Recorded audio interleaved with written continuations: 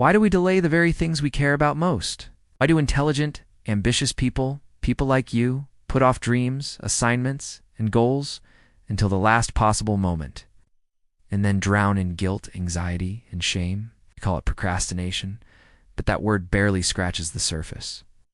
It's an invisible enemy that wears your voice, hijacks your time, and convinces you that rest must be earned through punishment, a symptom of something deeper.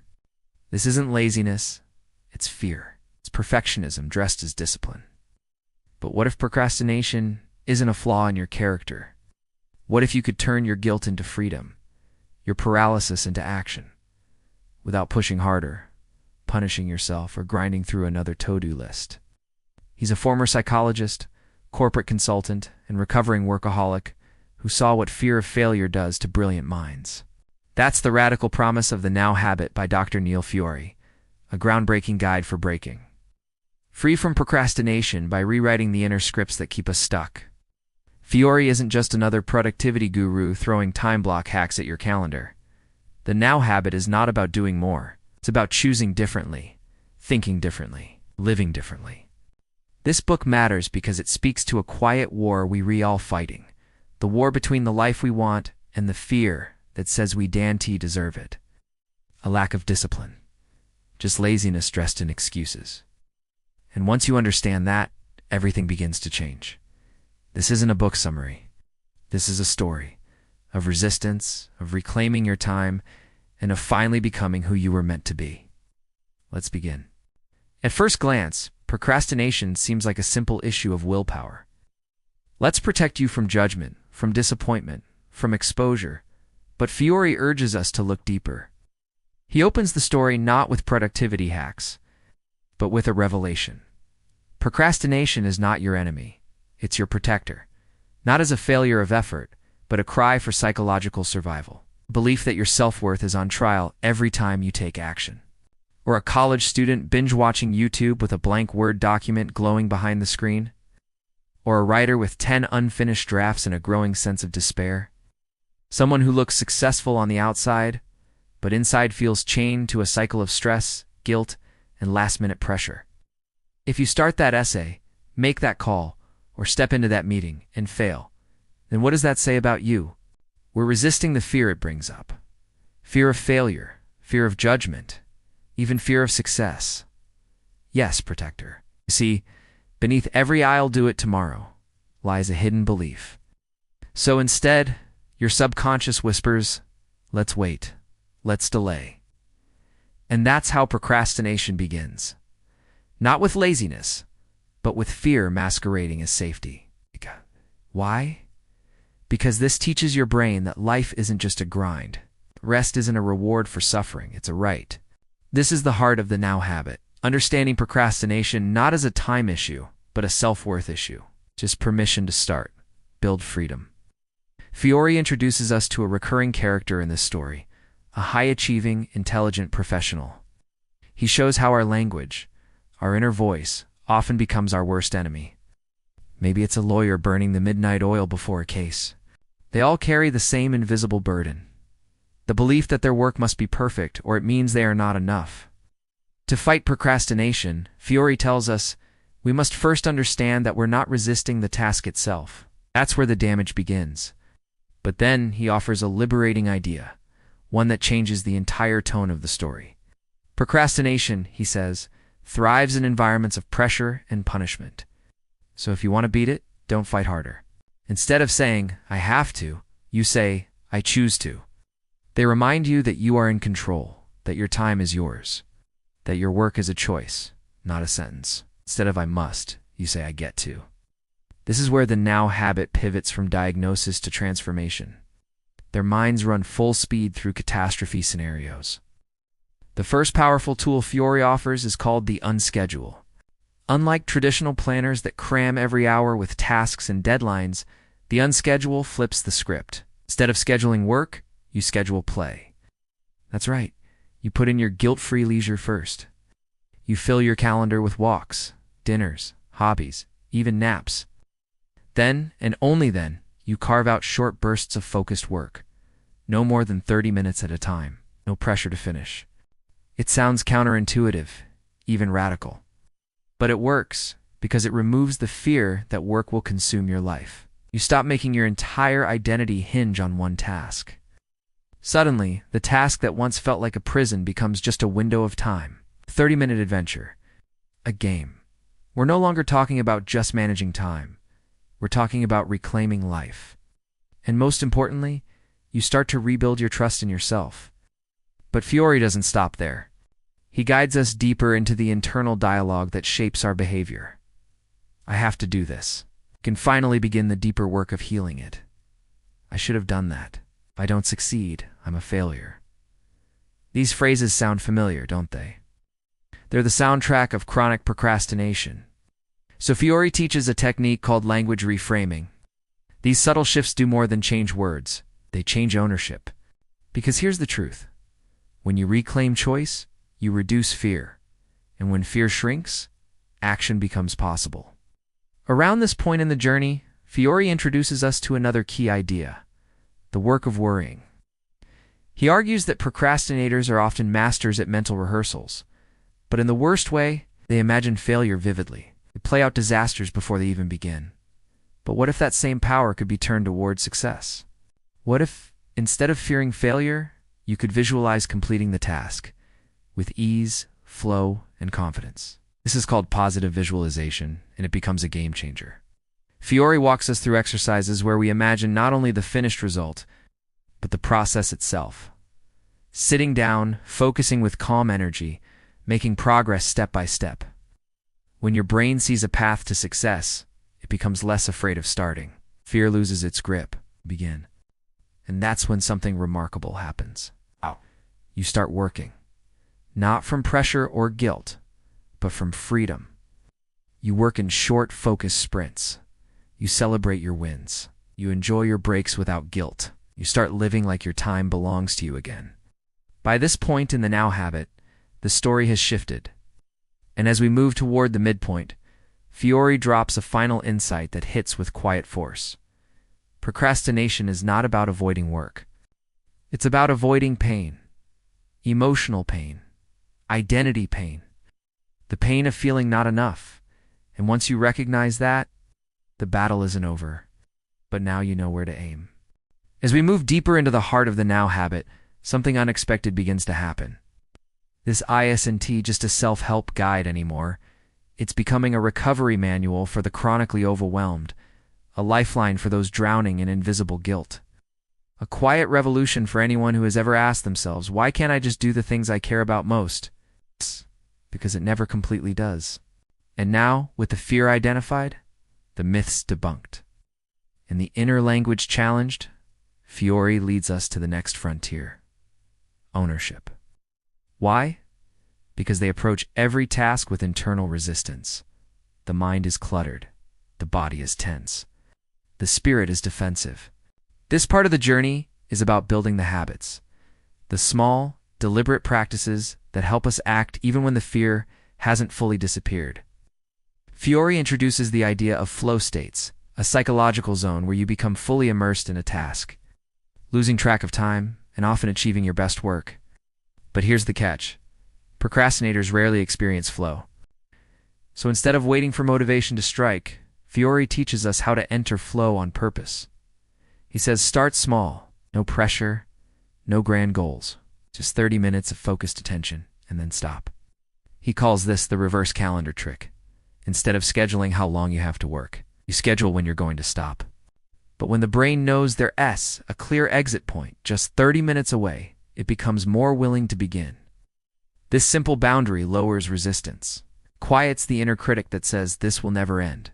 Because the truth is, fear thrives on the idea of endless struggle. And often that beginning becomes momentum. Then comes one of Fiore's most powerful breakthroughs, the guilt-free play principle. But because the work is delayed by fear or perfectionism, the joy never comes. Instead, they numb out. Mindlessly scrolling, binge-watching, half-resting, but never really recovering.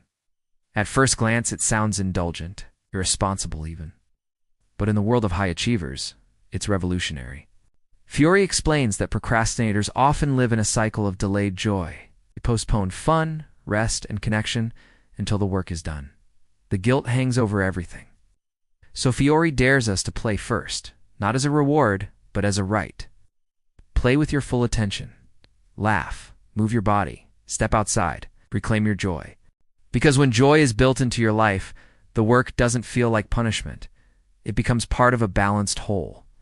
This shift is profound. It teaches your nervous system that effort isn't a threat, that rest and action can coexist. You don't have to earn your right to live. He doesn't sell false promises or perfect productivity. As the story progresses, Fiore takes us deeper into practical tools, ones that strengthen our inner resilience.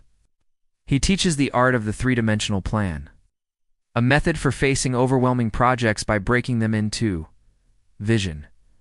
What does done look like? Steps. What's the smallest next action? Time. When can I give this 30 minutes of gentle focus? This approach dismantles the mountain of overwhelm into manageable footholds. It builds self-trust, lets you feel progress even when the finish line feels distant. And perhaps most strikingly, Fiore doesn't pretend that life will become easy. Instead, he acknowledges the chaos of being human and arms us with compassion-based discipline. He invites us to create safety inside ourselves, psychological safety that allows us to try, fail, learn, and try again. By now, we've reached the emotional core of the book. Fiore shares stories of clients, lawyers, writers, students, who finally faced their fear head-on, who learned to say, I choose this task. I am safe, even if I fail. My worth is not tied to my performance. These are not affirmations. They're declarations of freedom. And from this place of freedom, real change becomes possible. Tasks that once felt paralyzing are approached with curiosity. It becomes a mirror, showing us the cost of a life lived in delay and the possibility of a life lived on purpose. Work becomes lighter, cleaner, more present. Mistakes lose their sting. Guilt loses its grip. Identity becomes rooted in something deeper than output. Then, in the final chapters, Fiore brings us full circle to meaning. Because what's the point of all this work, all this discipline, if it doesn't lead somewhere worth going? He challenges us to ask, what would I work on if I weren't afraid? Not what's urgent, not what's expected, but what matters to you. That question alone has the power to crack open a life. And in that moment, the now habit becomes more than a method. We realize something fundamental. Procrastination was never about time management. It was about self-protection. The cure was never in the hustle. It was in healing the part of you that thought you had to suffer in order to succeed. As the story closes, Fiore offers one last beautiful truth. The goal isn't to eliminate all procrastination. The goal is to learn how to forgive yourself quickly and return again and again to the present moment, to the now, to the only place where change ever happens, to the only place where life can be lived. Though the now habit isn't a traditional novel, it pulses with the same emotional depth as any great story, because at its core, it's about people. Real people, struggling, searching, quietly breaking under the weight of their own brilliance. Neil Fiore doesn't write about caricatures. He writes about people like us. There's the successful attorney who, despite a decorated resume and a high-paying job, can't finish a simple report on time. The weight of perfection crushes every word before it's written. Not lazy, not distracted, just terrified that the final product won't live up to who she is supposed to be. There's the PhD student, once a top performer, now frozen mid-dissertation. There's the entrepreneur, bursting with ideas, yet starting none of them. Each idea feels like a test she's destined to fail before she even begins. And then, maybe most of all, there's the quiet figure in the background. The person you begin to recognize. Yourself. Because this book holds up a mirror, and it doesn't flinch. The person who fears success almost as much as failure. It shows the anxious overthinker, the charming perfectionist, the closet workaholic. These are not side characters. They are the central figure. And their arc. Our arc is one of liberation. But Fiore doesn't cast blame. He offers something much rarer. Compassion.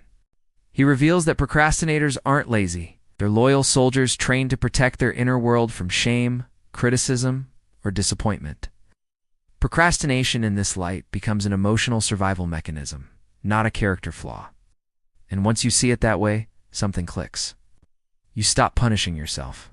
You start getting curious. That shift in identity is where everything begins. Instead of aiming for perfect, aim for done. Then aim again.